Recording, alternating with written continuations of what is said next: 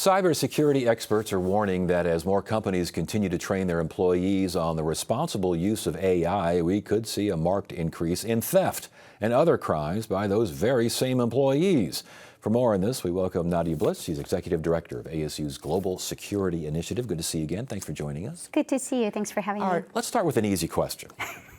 What is AI? You know, there are people internationally debating and ranging from computer scientists to philosophers, but we probably don't have time for an entire debate. So I will just say artificial intelligence is basically using machines to do tasks that traditionally have required a human. Okay, for those who understand, or at least better understand, AI and its uses, how much more of an advantage are they at right now? I think one of the really interesting things about this moment in history is not so much the AI itself, but the rapid adoption and penetration of AI into society.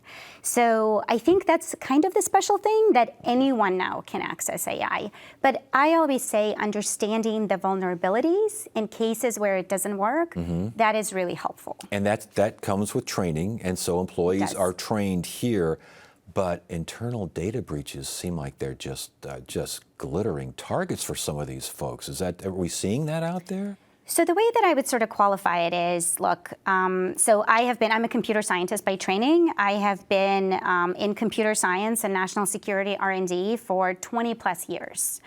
A lot of the vulnerabilities and attacks and malware, there's a lot of similarity with what we've seen for the last 20 plus years. However, with AI, everything is accelerating. So do I think the insider threat is worse with AI?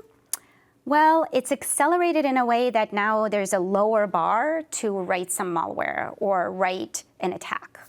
That's kind of how I would put it. Right. And so, but if you're an industry and you're worried about this, how do you protect yourself? Yeah, so I'm not too worried about training folks, because I actually, and maybe this is a white hat or a good hacker type of belief, I think more education is always empowering.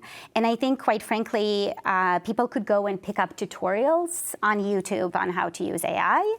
But I do think industries and organizations, so it's not, it's healthcare, transportation industry, any kind of industry, biotechnology, it's really important to watch out for things that may seem unusual and just be a little bit extra skeptical, because any kind of attack, whether social engineering or actually a system breach, is easier if you have that access to those AI tools. What about unintentional data breaches by AI itself?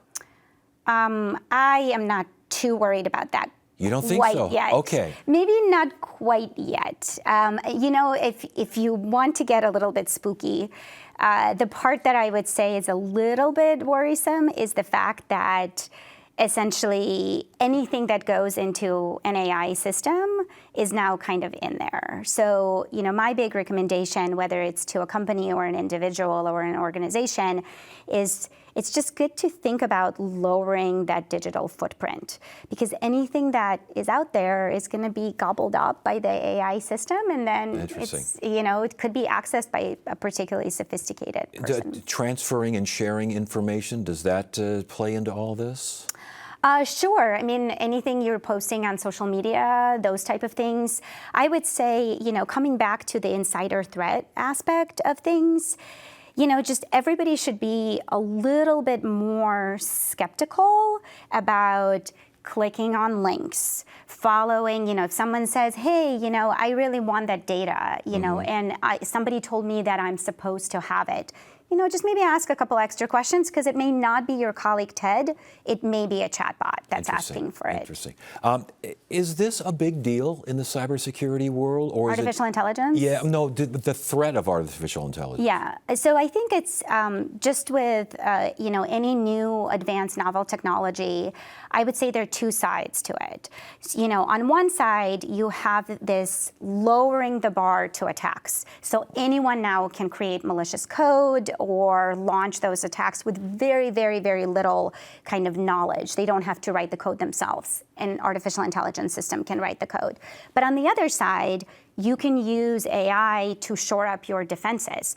So, for example, we have a team at ASU that has developed novel techniques to do like auto patching of the code. So being able to detect vulnerabilities automatically in open source code and patch them automatically. Interesting. So there's always a little bit two sides.